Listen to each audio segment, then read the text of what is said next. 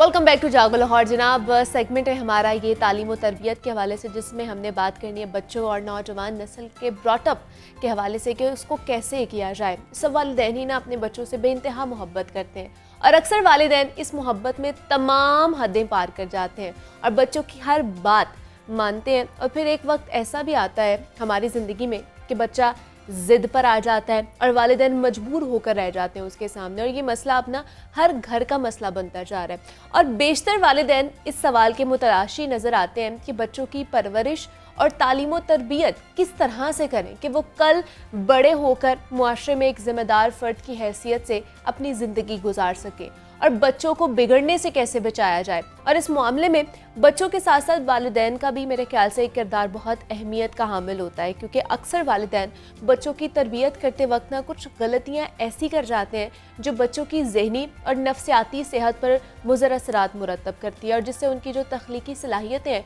वो भी मुतासर होना शुरू हो जाती हैं, और इन द एंड उनकी तालीमी और अमली ज़िंदगी में कारकर्दगी मुतासर होती है। तो ये आदत कौन कौन सी है, इनसे कैसे छुटकारा हासिल किया जा सकता है, इस पर आज हम बात करेंगे। हमारे साथ इस वक्त मौजूद है डॉक्टर सहर चावला हैं, लाइफ कोच हैं और मोटिवेशनल स्पीकर भी हैं। डॉक्टर सहर, मैं आपको खुश आमदीद कहती हूँ जागो लाहौर में। कैसी हैं आप? ठीक ठाक, आप कैसी हैं? मैं भी बिल्कुल ठीक ठाक। डॉक्टर सहर, आज हमने बात करनी है बच्चों की तालीम और तरबियत के हवाले से कि किस तरह की उन्हें अपब्रिंगिंग उनकी किस तरह की होनी चाहिए, कौन कौन सी गलतियाँ हो सकती है। सबसे पहले तो हमें बताएं बच्चों की तालीम और तरबियत, इससे क्या मुराद है, इसमें किस तरह की चीज़ें आ जाती हैं, देन हम फर्दर इस पर डिस्कशन करेंगे। तालीम और तरबियत ना मुनीबा पेरेंट्स की होने वाली है। अच्छा, आई एम सो सॉरी। ठीक है, आज फिर हम दोनों की कर लेते हैं after a lot of exposure, क्योंकि उन पेरेंट्स की जब तालीम और तरबियत ठीक होगी तो ही वो आगे जाके बच्चों को हेल्दी रेस करेंगे। Exactly. हमारे पास सीक्वेंस ऑफ डैमेज्ड और डिटीरियोरेटेड जनरेशंस चल रही हैं, जो कि आगे से मजीद तबाही का बाइस बन रही हैं।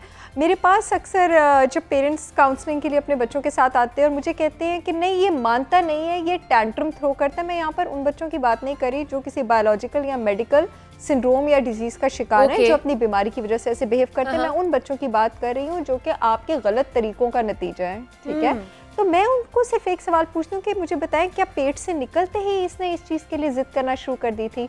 अभी तो आपका बच्चा स्कूल भी नहीं जाता है, और स्कूल जाने से पहले इसका मतलब है उसको जो एक्सपोजर मिल रहा है सिर्फ घर का एक्सपोजर मिल रहा है। अगर घर के एक्सपोजर में वो इस किस्म के नाकाबिले बर्दाश्त टैंट्रम्स थ्रो कर रहा है कि आपको एक काउंसलर की मदद लेने की ज़रूरत है, तो तरबियत की ज़रूरत किसको है? तरबियत की ज़रूरत तो यहाँ पर पेरेंट्स को है कि वो एक बच्चे को अच्छी तरह रेज नहीं कर सके हैं। और हमारे यहाँ पर अनफॉर्चुनेटली इतना ज़्यादा focus, academic excellence matters a lot, but अगर आप लोगों की सक्सेस स्टोरीज पढ़े, बहुत सारे लोग जो हैं जो लाइफ में कामयाब हुए हैं, उनमें से जिनके नाम हैं, ठीक है, उनमें से आप मेजॉरिटी लोगों को देखेंगे कि उनके एकेडमिक स्कोर्स तो इतने ज़्यादा नहीं थे, सोशल और इमोशनल स्कोर्स जो हैं कोशेंट के, वो आपको बहुत हाई मिलेंगे। तो this says it all, the statistics it says it all, कि अगर आप जितना फोकस बच्चों के ग्रेड्स पर करते हैं, उनकी एकेडमिक एक्सीलेंस पे करते हैं, अगर आप उनकी इमोशनल ग्रूमिंग पे, सोशल ग्रूमिंग पे करेंगे तो आपके लिए बेटर होगा। तरबियत में आपके पास बच्चों के सोशल स्किल्स, उनकी स्पिरिचुअल हेल्थ आ जाती है, उनकी इमोशनल हेल्थ आ जाती है, उनकी फिजिकल हेल्थ आ जाती है।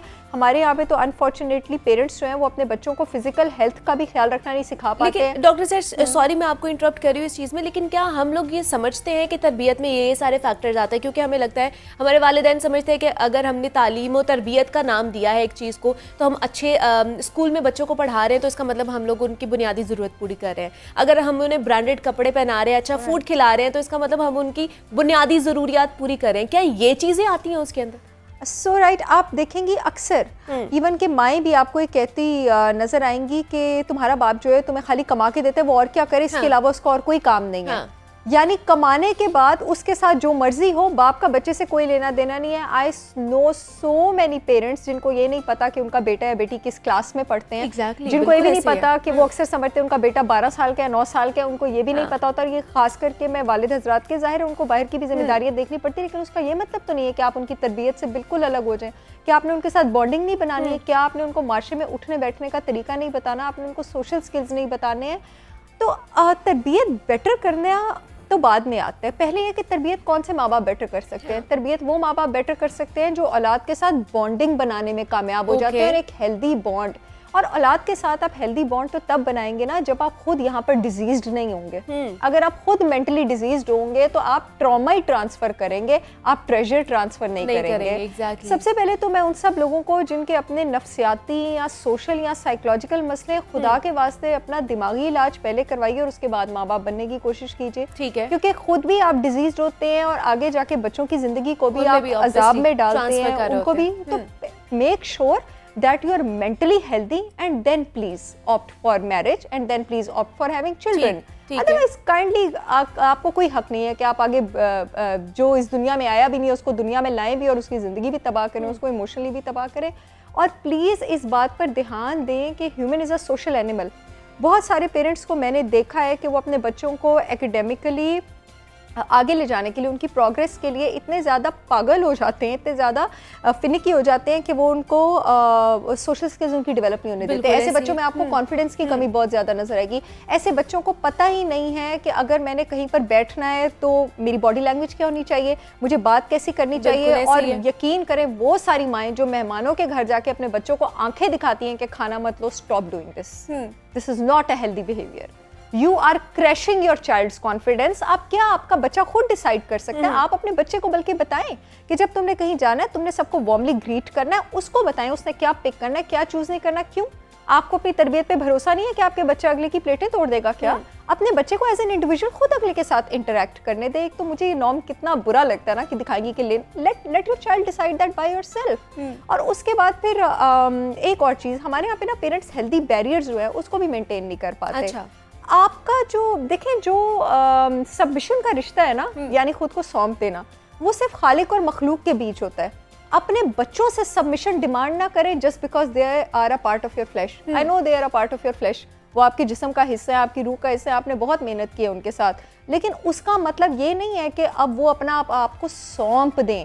Let them have their own personality, their own individuality. यकीन करें आपकी सबसे बड़ी जिम्मेदारी एज अ पेरेंट बच्चे के पहले 7 साल में ये है कि आप उसकी पर्सनैलिटी टाइप आइडेंटिफाई करें। ओके। हो सकता है कि उसकी पर्सनैलिटी टाइप आपसे भी ना मिलती हो, आपके हस्बैंड से भी ना मिलती हो, आपसे और आपकी बीवी से भी ना मिलती हो, डिफरेंट पर्सनैलिटी टाइप हो। फिर उस पर्सनैलिटी टाइप को आपने ग्रूम कैसे करना है? हर पर्सनैलिटी टाइप की ग्रूमिंग एक जैसी नहीं होती है। एक बार हमने प्रोफेशनल एप्टीट्यूड्स के बारे में भी बात की थी और उसमें भी हमने ये बात की थी कि हर पर्सनैलिटी टाइप के लिए खास प्रोफेशन बना होता है। एक पेंटर की पेंटिंग मिलियंस ऑफ डॉलर्स में बिकती है और एक पेंटर को कोई पूछता भी नहीं है। ठीक है, एक ही बारे में कोई एक इंसान बात करता है, मिलियंस ऑफ व्यूज आ जाते हैं। कोई और जो है शायद उसके ख्यालात उससे भी अच्छे हों, तो nobody cares that if person is talking or not। तो ये सब क्या है? ये सब ये है कि वो लोग जो किसी फील्ड में हिट हुए हैं वो इसलिए हिट हुए हैं क्योंकि उन्होंने अपना एप्टीट्यूड सेलेक्ट किया, जिस चीज़ के लिए अल्लाह ने उन्हें बनाया हुआ था। आपको अपने बच्चे के लिए, आपको अपने बच्चे की पर्सनैलिटी आइडेंटिफाई करके उसको उस तरफ लेके जाना है, जो उसकी स्ट्रेंथ है वो पहचाननी है, उस पर काम करना है, जो उसकी वीकनेसेस हैं उसको इम्प्रूव करने की कोशिश करनी है। और इसके लिए चाहिए इतना सब्र। लेकिन किस तरह आइडेंटिफाई कर सकते हैं उस चीज़ को, उनकी पर्सनालिटी को, और कौन सी उम्र से हमें ये चीज़ करनी चाहिए? देखिए, जो सेंट्रल नर्वस सिस्टम की डेवलपमेंट है, since I am a doctor as well, वो 7 इयर्स की एज में कंप्लीट हो जाती है। आपका जो सेंट्रल नर्वस सिस्टम है तो पहले 7 साल में आप आइडेंटिफाई करना शुरू करते हैं और 10-12 साल तक अपने बच्चे की पर्सनैलिटी आइडेंटिफाई करें। आइडेंटिफाई कौन करता है? आइडेंटिफाई तो वो करेगा ना जिसे खुद भी पूरी दुनिया देखी हो, जिसका अपना ही एक्सपोजर नहीं है, जो माँ बाप को, जिसको बाप को 9 से 5 की नौकरी के अलावा कुछ नहीं पता, माँ को 4 रेसिपीज के अलावा कुछ नहीं पता। तो अपनी भी ग्रूमिंग करें, अपनी ग्रूमिंग पे भी थोड़ा ध्यान दें। जब अपने एक्सपोजर नहीं होगा तो आप बच्चे के लिए क्या बेहतर फैसले करेंगे? हर माँ बाप, मुझे यकीन, आई एम सो सॉरी, लोग समझेंगे माँ बाप पे कितनी तनकीद करी है, but these are the problems. क्योंकि मेरे पास जो लोग आते हैं वो एक लापरवाह तरबियत का, एक खराब तरबियत का, इन्हीं चीज़ों का नतीजा होते हैं। तो इसका मतलब है कि मुझे यही प्रॉब्लम्स जो हैं उनको एड्रेस करना चाहिए। अपनी पर्सनैलिटी पे काम करें, अपने आप को ग्रूम करें ताकि आप अपने बच्चे के लिए जो है बेहतर डिसीजंस ले सकें। एंड फॉर गॉड सेक अपने इनकम्प्लीट होने की जो फ्रस्ट्रेशन है वो अपनी औलाद पे ना निकालें। एग्जैक्टली।